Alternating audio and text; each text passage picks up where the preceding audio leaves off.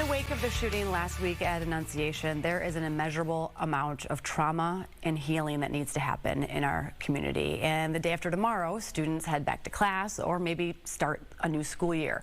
Ahead of that, today, more than 400 therapists are volunteering their services to help guide people through this grief. And in most cases, that help is being offered for free. They are doing it pro bono because they know that our community is still in shock. Joining us now is Manny Winarka, psychotherapist and owner of Mindful Wellbeing out of Coon Rapids.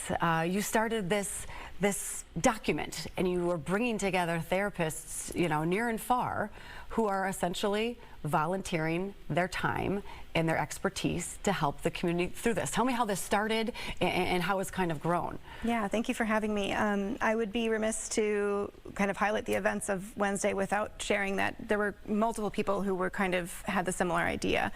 Us therapists often really want to come together to support the community, and this is no different.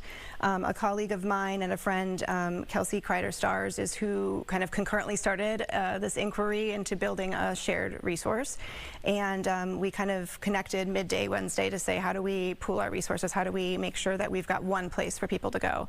So after that, I also coordinated with her because she's also a mother and she's a therapist and she's a South Minneapolis community member. So I was very much encouraging her to allow her to be those identities first and let the rest of the community support her. So we tried to pool our efforts. We posted a link to a shared document that therapists could start adding their names to, indicating whether they accept insurance, their location, can they do in-person or hybrid.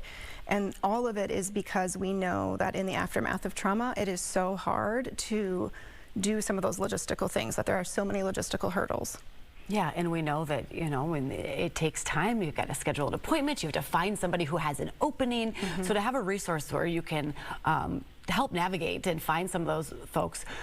This is for adults, this is for children. Who are you hoping goes and reaches out to these therapists that are saying, hey, I'll do some of this work for free? Yeah, so the list has kind of organically been shifting. We have formatted it such that people can kind of list their specialties, the things that they regularly support, the issues, the populations. So it's really a mix of folks who can do and take on some free sessions, folks who are going to funnel people to say, hey, let's get you using your insurance, and also folks who can see kids and adults. Tell us about the event that you have planned for this afternoon. Yeah, so this afternoon, kind of the same day, late Wednesday, I started making some phone calls to see if we could get some space in the South Minneapolis community earmarked for today. So today is going to be an event for a few hours where we sit down and bring community together. It's an open invitation for anyone who has been affected by the violence on Wednesday. You do not have to have been there, that kind of thing. If you've been touched by it, if you're feeling distressed, if you're having a lot of symptoms and it's hard to move through, we want you to come this afternoon. We're only limited by the physical space, and so we still have spaces available. And while when we pushed it out initially, we said, registration required, we really need to know that. That's really because of the numbers. And so as long as people understand that, there will be a maximum because of the physical space, we're happy to have people just show up.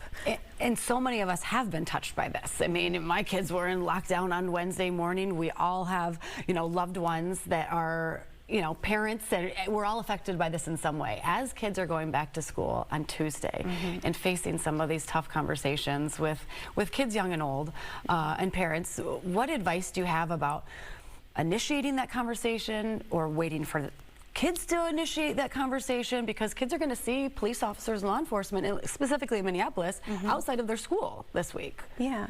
So, parenting decisions are always kind of left up to everyone, but I think there's a few kind of golden rules, if you will, that we can kind of follow, which is really, first and foremost, to keep it simple and to be honest and age appropriate. So what I mean by that is we don't have to tell them in great detail what happened. We want to make sure we are tailoring it to the age of the child and what they can take in. But they've probably seen us parents being emotional and having a lot of really understandable, difficult feelings. So we have to also incorporate that piece as well, and that's the honesty piece. We've seen something tough on the news, or maybe we dial it into explaining it at school, and mom is sad, and there are grown-ups working really hard to try to keep you safe, and reinforcing safety in the present moment, like in the literal right now, can be really, really helpful and impactful. A lot of times folks struggle with that honesty piece of saying, like, I can't say to you, like, you're going to be safe at school, and that's very understandable. No one's asking you to do that. Adjusting that statement to more of everyone's working really hard to keep you safe is a much more rooted in kind of the reality of where we are. Yeah, and it's a hard reality, that's for sure. Mandy, thank you. We'll get this information on our website so people can find it. So Yeah, appreciate your time so and what you're doing.